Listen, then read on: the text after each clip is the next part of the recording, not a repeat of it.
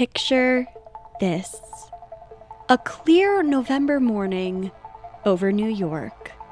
90 seconds after takeoff, an Airbus A300 is climbing through 2,300 feet in perfect visibility.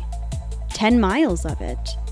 No storms, no mechanical warnings, no alarms. 16 seconds later, it hits the ground. The Empire State Building is being evacuated, and the FBI has hundreds of agents standing in the wreckage. Because in November of 2001, there is exactly one explanation anybody in America is prepared to consider. So stow your tray tables, fasten your seatbelts, and prepare for some extreme turbulence, because this is Final Boarding Call. Hello, and welcome to Final Boarding Call. I am your disaster-obsessed host, Alice. And I'm Zach, and I'm sick. Somebody should pity me. Oh boy. It's me. I pity me. That's it. There's nothing worse than a man with a cold. You don't know my pain. You've never been through it. I am. Nothing near it. Nope, it's so true. Friend, please remember to rate, review, subscribe, and you tell a friend. We love friends by proxy. Let somebody know about this podcast. And speaking of friends, I need to give a big shout out to a friend of mine, Aldo. And I think I've mentioned Aldo on this podcast before. Before I even started really writing episodes, I spitballed the idea for Final Boarding Call with Aldo. And he was really the one that was like, that's kind of a cool idea. You should do it. He's also a big aviation disaster nerd. And when I confirmed we were launching the podcast a year and more than a half ago, he said you have to do American Airlines Flight 587. So this one is for you, Aldo. It took me a little bit to get here, but let's go. Sources. The official NTSB report, obviously, and then we do have a Mayday Air Disaster, Season 13, Episode 5 on this one. There are a bunch of sources. You guys know where to find them. Check out the show notes. All right, so we're setting the scene. It's 2001. It is. And November. Yes. And there was a plane crash where they didn't think there should be a plane crash. So naturally, everybody assumes terrorism. We're going to dive into it. But 100%, yes. They automatically are like, this is another attack. Okay. It's just before 7 in the morning on Monday, November 12th, 2001. And John F. Kennedy International Airport is busy in a way it hasn't been in 2 months. It's Veterans Day. A lot of people have the day off. And at the gate, American Airlines Flight 587 is boarding for Las Americas International Airport in Santo Domingo, Dominican Republic. And in 2001, this is a very, very busy route. So American Airlines ran 51 direct flights in a week between JFK and the Dominican Republic in 2001. Wow, that's a lot. Yes, it's poppin'. They had effectively cornered the market. And 587 was the one that everybody wanted because it left early enough that you landed in Santo Domingo with most of the day to party or do other things. But mostly party. Because my name's Zick, and I like to party. It is the Dominican Republic. I would love to go there. There's a tradition on these flights. When the wheels touch down, the whole cabin applauds. Is that where that came from? It's just a tradition on this flight. Okay. This particular route. Today, the flight is full. 251 passengers, which is every single seat on the airplane. 2 pilots and 7 flight attendants. So the math equals 260 people. Among them is a 26-year-old woman named Hilda Yolanda Mayle. She worked in a restaurant on the ground floor of the North Tower of the World Trade Center And on September 11th, she managed to get out and survive. 9 weeks later, she's boarding this flight with her mother to go see their family. The airplane is an Airbus A300, wide body, twin engine, and it's delivered brand new to American Airlines on July 12th of 1988. Oh, it's been there for some It's years. been there. It's been working. Is it a workhorse by chance? Stop it. This morning, it's loaded 4,000 pounds under its maximum takeoff weight. Still working hard. In the left seat is our captain, 42, a former Air Force Reserve pilot hired by American Airlines in 1985. He has 8,000 flight hours. In the right seat, our first officer is 34 years old, hired in 1991, with 4,400 hours. Before American, he flew small turboprops for regional operators, the kind of airplane where you use your feet a great more than you do in a wide body like this. So the night before, the first officer helped a friend winterize her sailboat. Oh. They went out to lunch. They had friends over for dinner, and he called his parents around 10:30. He set his alarm for 5:30. A flight attendant friend who spoke to him that evening told investigators that he was looking forward to the trip because he liked this captain and he enjoyed flying with him. The weather is close to perfect. They have 10 miles of visibility. A few clouds at 4,300 feet, 42 degrees Fahrenheit, which is around 6 Celsius. So it is cold, it's bright, it's clear. It is a beautiful day to fly. And at 9:11 in the morning. Of course it is. Zach has a theory. A Japan Airlines Boeing 747 lifts off runway 31 left.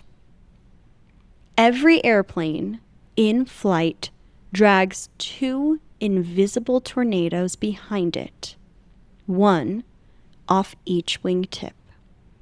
Air spills off the end of the wing. It rolls up into a horizontal spiral, and it trails behind the airplane, sinking slowly toward the ground. They're called wingtip vortices. Vortices. I would guess vortices, but... I hate this. And together, they make what's known as wake turbulence. The bigger and heavier the airplane, the stronger the spiral. And a Boeing 747 makes a pretty big one. Yeah, I bet it does. Air traffic control has rules for this. A heavy airplane following another heavy airplane needs a set amount of space, 2 minutes or 4 nautical miles, which is about 4.5 statute miles or 7.5 kilometers. Wow, we're covering everything. If you've never measured these ways. There you go. The controller issues our flight 587 a caution for wake turbulence, holds them in position, and then clears them for takeoff. 7 seconds later, the first officer asks the captain whether he's comfortable with the spacing behind that 747. The captain says they'll be fine. The 747 should be 5 miles out by the time they're airborne. The first officer asks once more whether he's happy with it. And the captain says he is. They start rolling, and Flight 587 lifts off at 9:14 and 29 seconds in the morning. Everything that matters from here happens inside the next 106 seconds. They are 1 minute and 40 seconds behind that Japan Airlines 747. Investigators would later plot both flight paths and find that the 2 airplanes were never closer than 4 1/3 miles apart horizontally, which is right around 7 kilometers. The separation was legal, it was correct, and it was generous, you could say. It wasn't right on the edge of being iffy. It was good to go. It was good to go. The first officer is flying. The captain is working the radios. Half a minute in, the captain checks in with his departure control. Passing 1,300 feet, cleared to 13,000. At 1 minute, he calls the airplane clean, which means gears up, flaps up, slats up. So we are preparing the plane to cruise once it has completed its takeoff.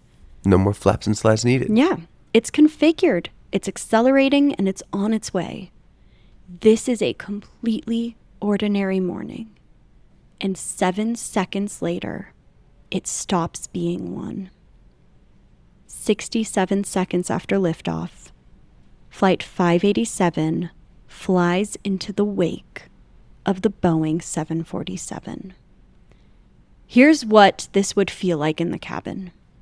The floor drops out from under you about as much as a fast elevator. That's it. Okay. If you're reading, you're going to look up. If you're asleep, you might not even wake up.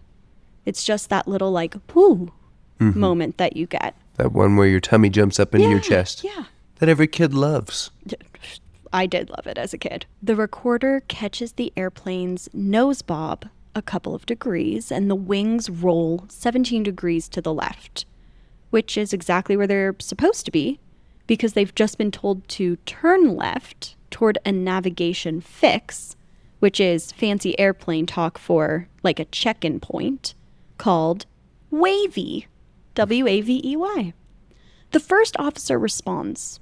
Over the next 5 seconds, his hands move the control wheel 7 separate times back and forth. His feet barely move at all, about 1/10 of an inch. 9 seconds later, the captain says the line that ends up in every documentary ever made about this crash. Little wake turbulence, huh? The first officer says, yeah. A few seconds after that, he asks for the airspeed to be set to 250 knots, which is right around 290 miles an hour, and the legal maximum below 10,000 feet. All of this is standard. None of this is unusual or bizarre. Right now, we are passing 2,300 feet. At 82 seconds, they hit the wake a second time. It is essentially identical to the first one. Same small numbers on the recorder, same little corrections. The wings go from 23 degrees left to 25. Yeah, slight Nothing bubble. crazy. It's 2 degrees. The safety board concluded that the second wake encounter did not put the airplane in an upset condition, and that nothing about the airplane's response suggested that anything was wrong. A half a second later, the control wheel goes hard right, and the rudder pedals go with it. So let's review the rudder, because everything from here on out kind of depends on this, and almost nobody outside of a cockpit knows what it actually does. An airplane rolls 1 wing up, 1 wing down, with the ailerons out on the wings. And you can control those by turning the wheel, like a steering wheel, and it yaws, which means the nose swinging left or right, like a car sliding on ice or drifting, as I think about it. And you do that with the rudder.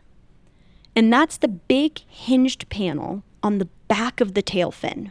And it's the only control that you steer with your feet. And you steer with your feet using pedals.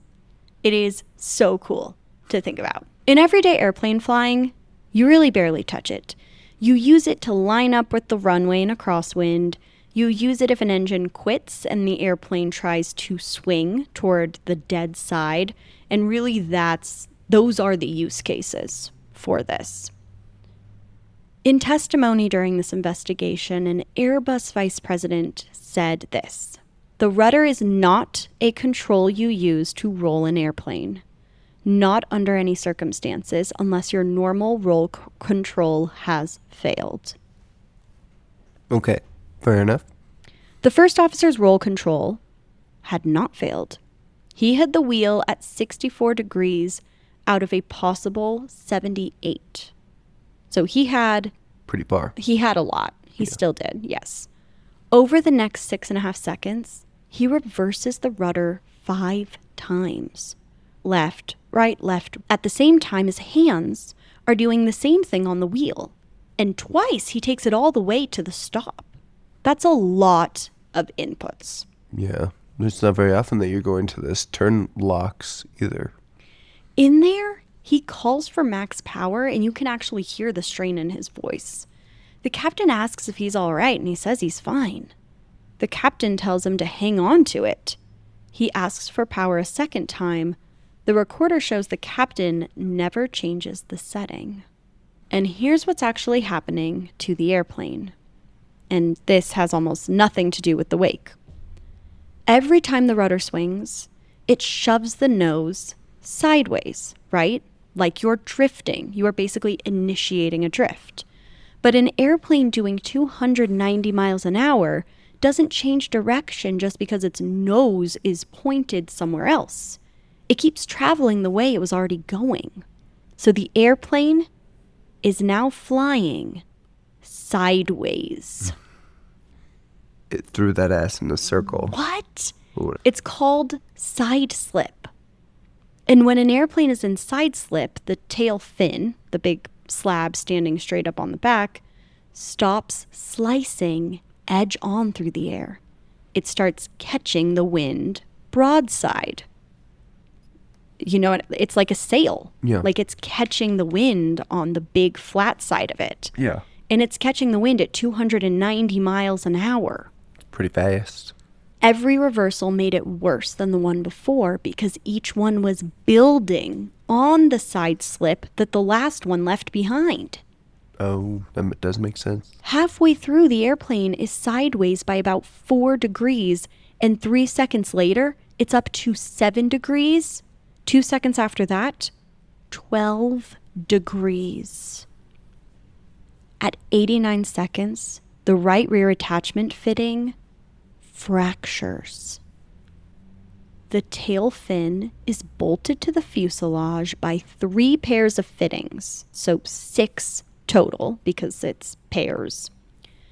The right rear one lets go first in overstress, and then the rest follow. The entire vertical stabilizer with the rudder still attached to it separates from the airplane and it falls away into Jamaica Bay. Gone. This is bad.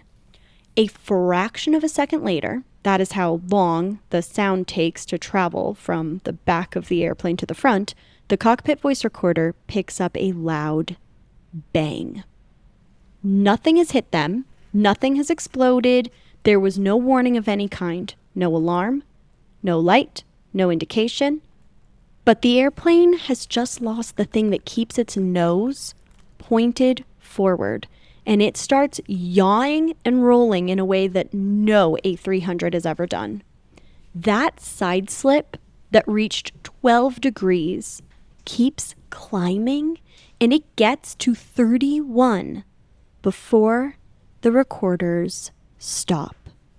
The airplane is flying nearly sideways. The voice recorder catches a sound like a grunt, and then the first officer swears. A stall warning chimes for about 2 seconds. The motion gets violent enough that both engines tear off the wings. One after another. They will be found several blocks away in 2 different directions. Fuel released during that likely ignites, which is why about half of the people watching from the ground will tell investigators they saw a fireball in the sky before the airplane came down.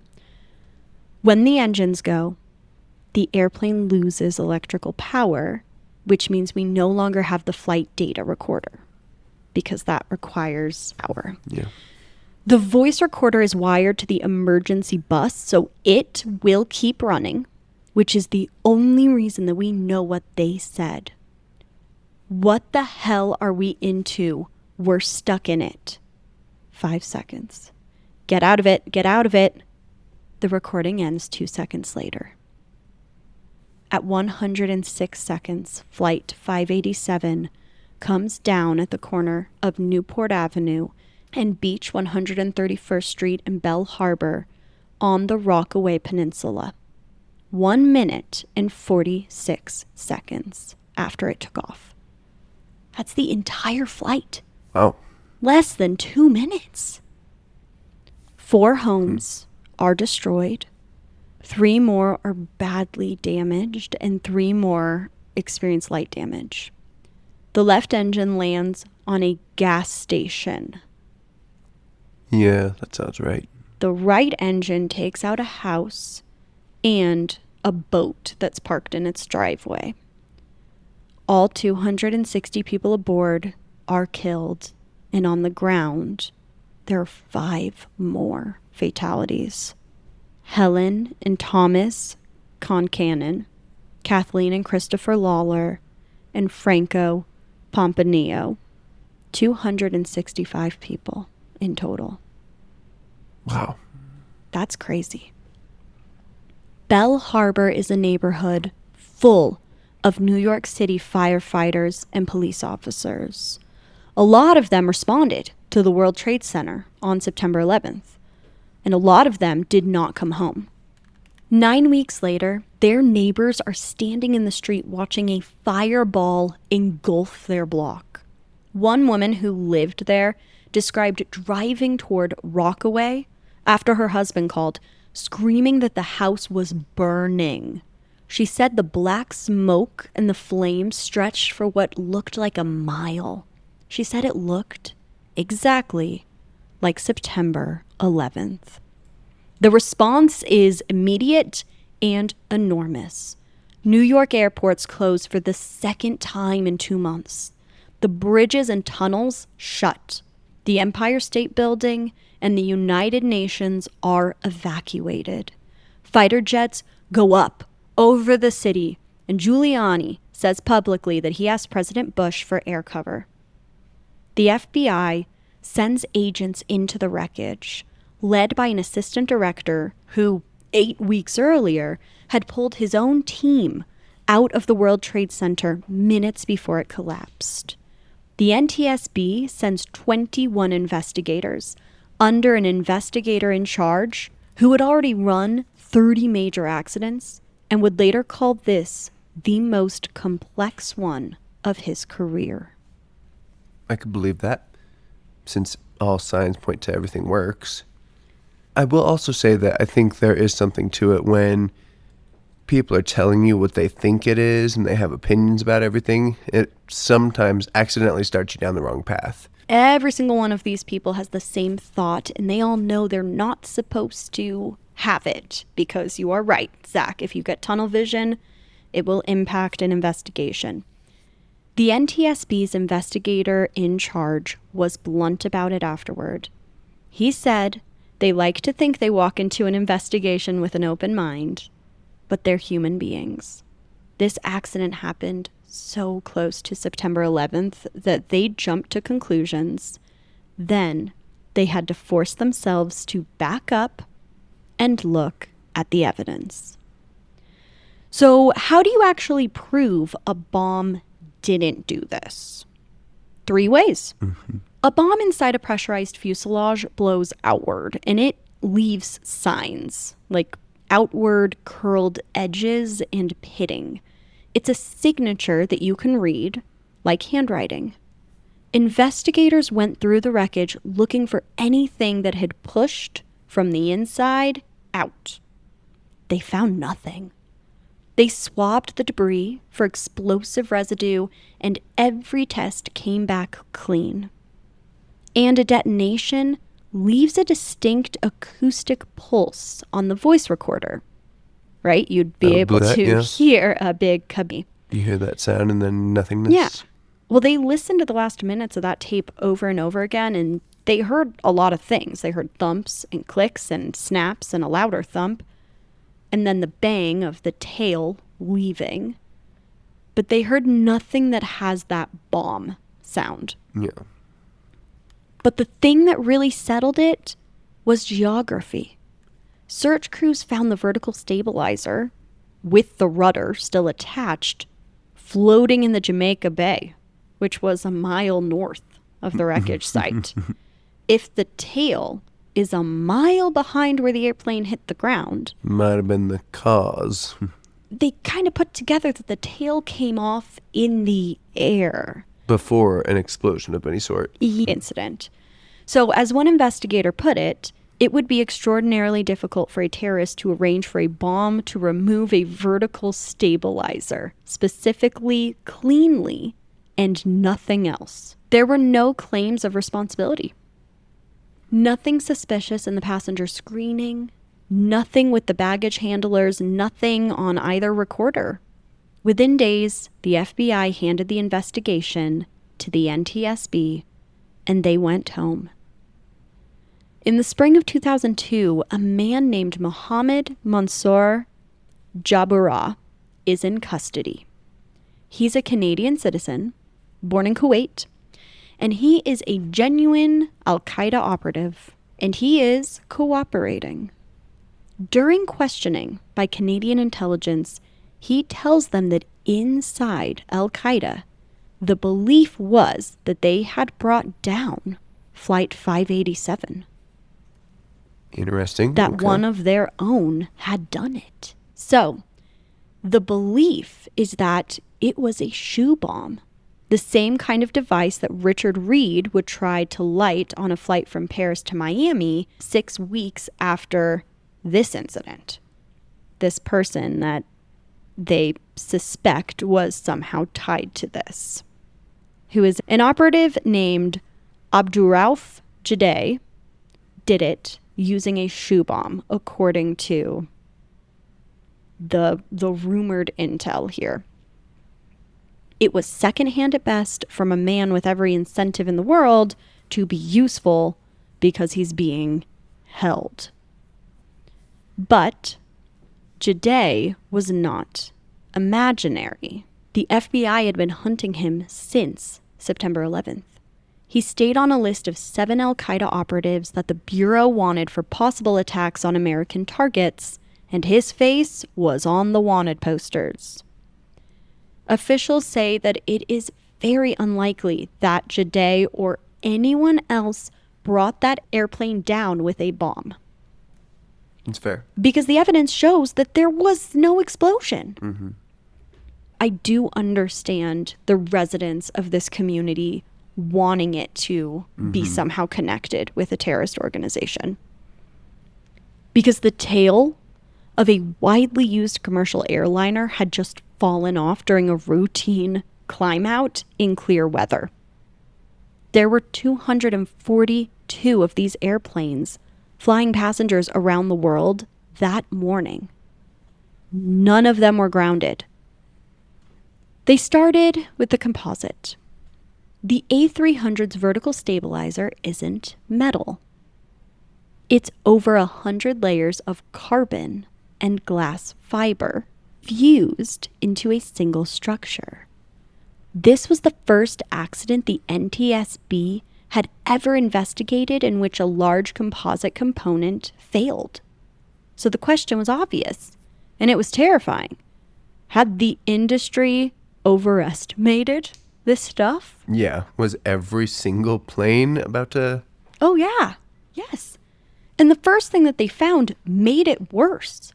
In the original manufacturing records for this specific tail fin, they discovered that during construction, a large delamination had been identified. Let's talk about delamination. It happens in the race car world with tires. Separation of layers. That's exactly what it is, Zach. That is a perfect description of what this is. Airbus had repaired it before delivering the airplane in 1988. So, a tail with a known manufacturing flaw repaired 13 years earlier falls off. That is a very tidy story, and it's also wrong. Investigators cut sections out and they put them underneath a microscope, looking for delamination, impact damage, basically any sign that the laminate had failed. And there were none. None. The material is sound. So they went after the design of the attachment fittings instead. Did Airbus simply underbuild the mounts? They ran a full-scale test with Airbus's cooperation, loading a fitting to see when it would let go. These fittings are required to hold about 100,000 pounds of force. That's roughly 45,000 kilograms. They hit 100,000 and it held. They kept going. 150,000. The fitting failed at 200,000 pounds. So the design was not the problem. Almost everything, cranes, straps, all of that stuff are rated for, I think it's technically 75% less, but so I love this. Yeah, in theory, if a crane is like a 10-ton crane, it should actually be able to hold 17.5 or something like that.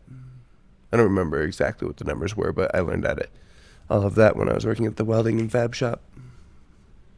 I love it. Learning.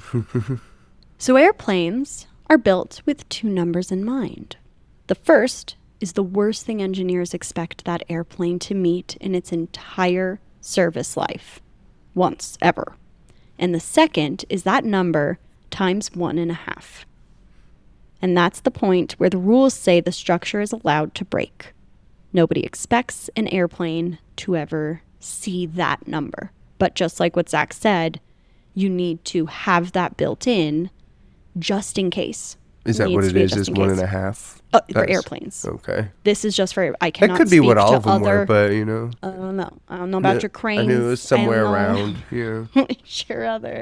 your other stuff, but I can say that for a plane, it's 1.5. So that tail came off at twice the number.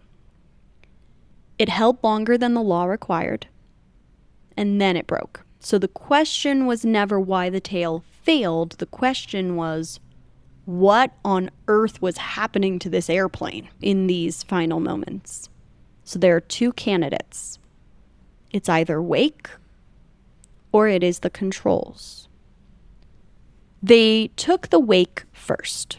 NASA reconstructed exactly how strong that Boeing 747's vortex would have been, and at full strength, a Boeing 747's wake would not have been able to snap an A300's tail anyway. Couldn't have done it. The wake did not do it, which left the flight data recorder and the thing on it that had been bothering investigators since day one. They built a computer model of an A300 and they flew it exactly the way the first officer flew it. 5 reversals, 6.5 seconds. And they watched the load on the tail climb with each one. And the model tore the tail off.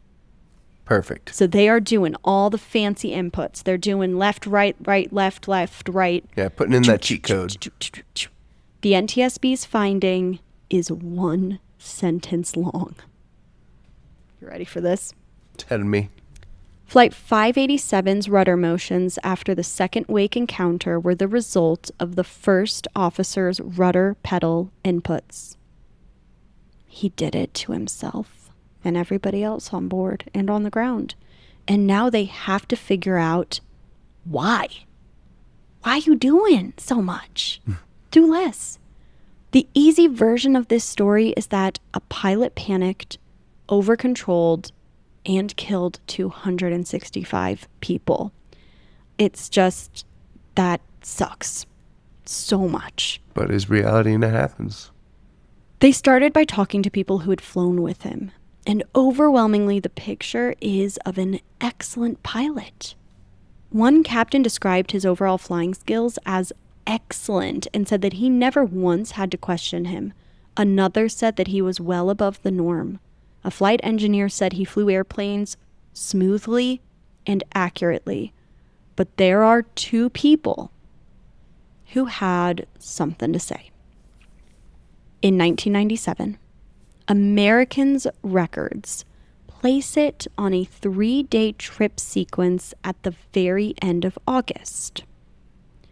He was flying a 727 as first officer with a junior captain, and somewhere between 1,000 and 1,500 feet, they hit a wake.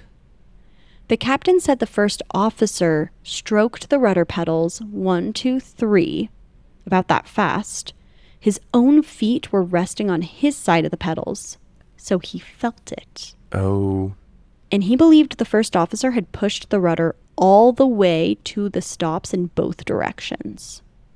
His first thought was that they had just lost an engine, because that's a really weird input to do. So he dropped his eyes to the engine instruments. When he looked up and asked what was going on, the first officer told him he was leveling the wings because of wake turbulence. The captain told him that wasn't necessary.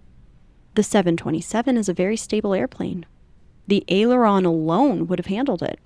And what he'd actually done was create left and right yawing moments and heavy side loads on the airplane. So again, the captain is telling him, do less. And the first officer pushed back. He insisted that American Airlines Advanced Aircraft Maneuvering Program, they called it AMP. Oh, I bet he quoted some part of the book. AAMP, told him to use the rudder that way. And the captain pushed back.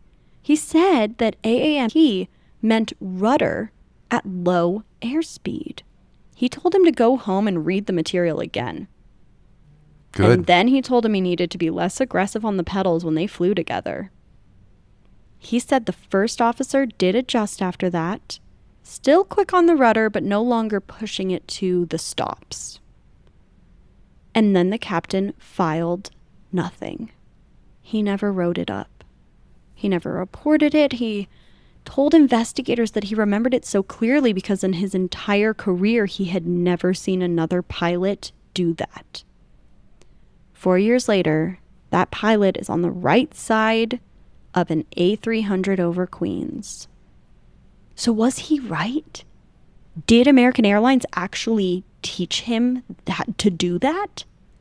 It's curious for sure. Well, somebody taught him. Or he misinterpreted his material. So let's dive into it, because partially, yes, it did. This is a formal finding of the NTSB. It is not an accusation, so American Airlines, please do not sue me. I have no money.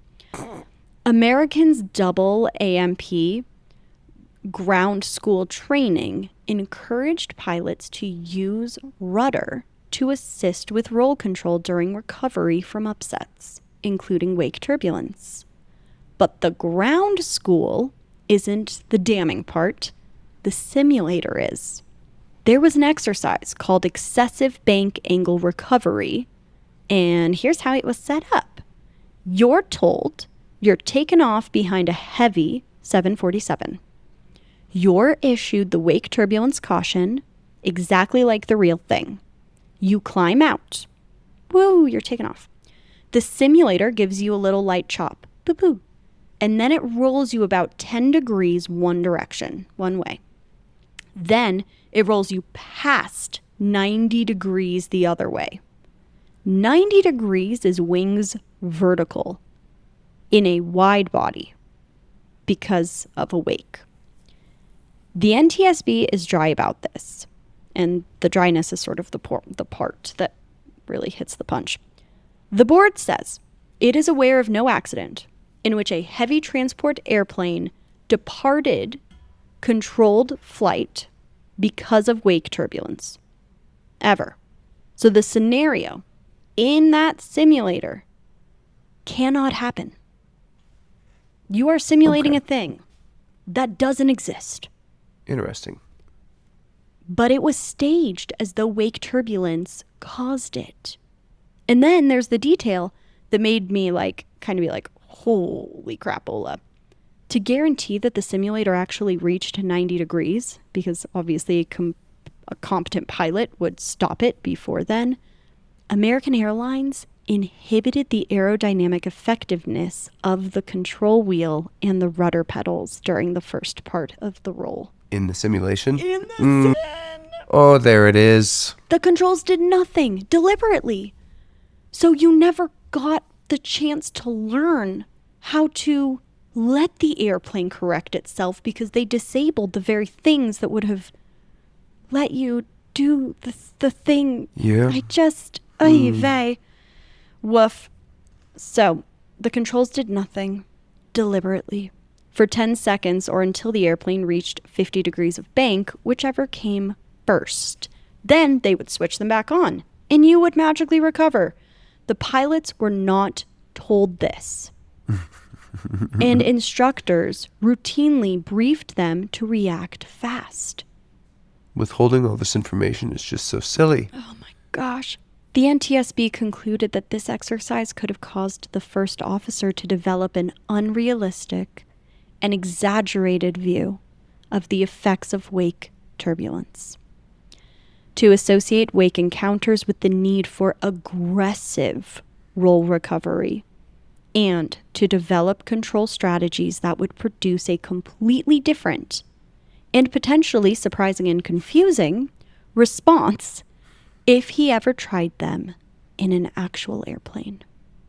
Wow. Which is precisely what happened.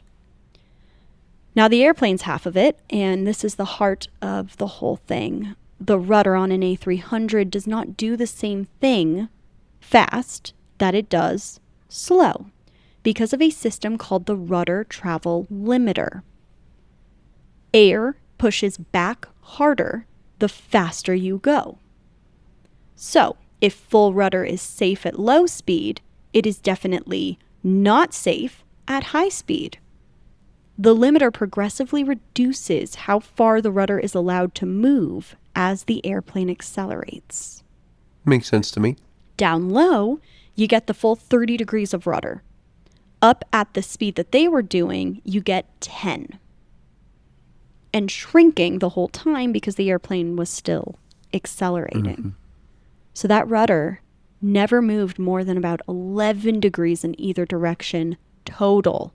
So when I told you that he swung it from stop to stop, the stops were roughly the width of your hand. Here's how Airbus built it. On the older A300s, your feet kept their full range of travel no matter how fast you were going. On this one, the pedal itself stops sooner. Same rudder, completely different feel under your foot. Then, separately, they lightened everything. Pilots had asked for lighter controls. Basically, they want more precise handling. Okay, yeah. So Airbus took about 30% out of the control wheel forces and took the same out of the rudder pedals, so the airplane would feel consistent. Put those two changes together and you get the table sitting on page 23 of the accident report. Slow. Down on approach. To get full rudder, you push the pedal 4 inches, which is about 10 centimeters, and it takes 65 pounds of force. That is a shove. Both hands on the armrests, leg straight. Up at 250 knots to get full rudder, you push the pedal 1 1/4 inches, about 3 centimeters, and it takes 32 pounds. So here's what that means. 22 of those 32 pounds are just a spring. It's built in so that you can't nudge the rudder by accident. You have to push through it before the pedal moves at all. Yeah. Once you're past the spring, you are commanding every degree of rudder that airplane has. The NTSB compared this airplane against every other airliner it evaluated. It had the lightest rudder pedals of all of them. Nobody knew. American Airlines A300 fleet standards manager testified that before this accident, American did not teach its pilots that rudder pedal travel becomes restricted as airspeed increases. He also said that he didn't even know it. He didn't know. How's he supposed to teach something he doesn't know? Then he said the single most important sentence in the entire investigation, in my opinion. He said that before Flight 587, he did not think any pilot would have believed that full rudder could be obtained from about 1.25 inches of pedal movement and 10 pounds of pressure. Before every single flight on the ground, pilots run a rudder check. You push the pedals through their full travel, both directions. You watch the rudder move. And that is the physical sensation your feet carry into the airplane. 4 inches, stop to stop. That day, the pedal hit its stop after about 30% of that movement. The report says that in the absence of specific training to the contrary, he may have perceived that he was only using about 30% of the rudder authority. Oh, gosh. The wake rolls him slightly to the left, right? He responds. Wheel right, rudder right. The airplane did not need it, but the rudder is far more powerful than he expects, so the airplane accelerates hard to the right. And then the rest of that is him just responding.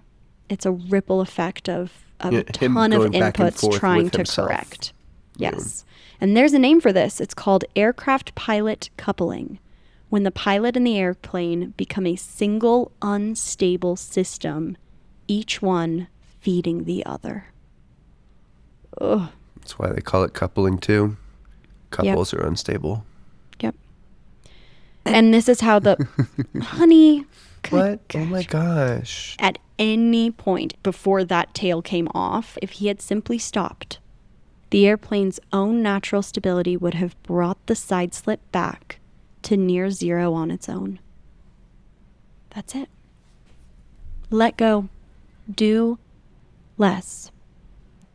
It took 3 years and hundreds of interviews, but on October 26, 2004, the board adopted its final report. The probable cause in plain language, the vertical stabilizer separated in flight because of loads beyond ultimate design, and those loads were created by the first officer's unnecessary and excessive rudder pedal inputs. 2 things contributed: the characteristics of the A300's rudder system design and elements of American Airlines' Advanced Aircraft Maneuvering Program. And the board itself couldn't agree on how to weight those.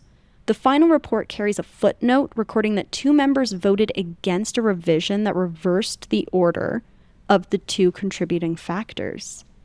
They fought over which one to list first. American publicly disputed the report, arguing Airbus should carry more of it. Yeah, well, he said. Yeah. 3 years of work, and the people who did it still couldn't fully agree on where to put the weight, because there isn't one place to put it. The Dominican Consul General in New York called it the community's own September 11th. Entire families were gone. In Washington Heights, makeshift memorials went up on the sidewalks. The identification work was brutal and slow.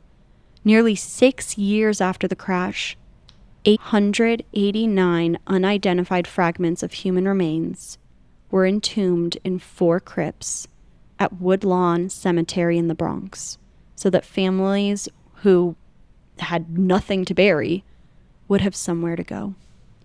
Almost everything the industry took from Flight 587 was about instruction rather than hardware. Upset recovery training was rebuilt, and pilots are now taught explicitly that alternating full control inputs are never required to fly a transport airplane. That roll is controlled with ailerons and spoilers, and the rudder stays out of it unless there is a specific reason for it. The exaggerated simulator scenarios were retired. Bet they were. Yeah. And the meaning of maneuvering speed was corrected in manuals and in training.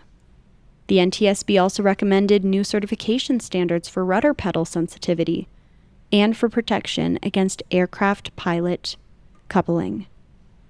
5 years after the crash, a memorial was dedicated in Rockaway Park, designed by the Dominican artist Freddy Rodriguez. It's a curved wall with windows and a doorway cut through it, looking out over the Atlantic, angled toward the Dominican Republic. It carries the names of all 265, and beside them, in Spanish and in English, a line from the Dominican poet Pedro Mir about wanting nothing afterward except peace. Every November 12th, families gather there, read the names, and hold a moment of silence at 9:16 in the morning. And in 2020, the writer Elizabeth Acevedo published a novel built around this crash and what it did to the Dominican families in New York City. She called it Clap When You Land. And Zach, that's our story for today. Gotta hit it with something so heavy and that much death. It's really hard. I know, this one's brutal. Yeah, that one's a tough one. This one really just kind of goes back to what we started with when we started this podcast. It takes a bad thing happening to learn good things and make good things happen. I know. This one's such a scary one. You board a flight and you just never know what is going to happen. You don't know the training and the experience of the pilots and your co-pilot and your first officer, and you just don't know. Folks, feel free to follow us on social media. You can message us there. You can also email us at finalboardingcallpodcast@gmail.com. We are online at finalboardingcast.com. And join us next time when we will be exploring another transportation disaster story.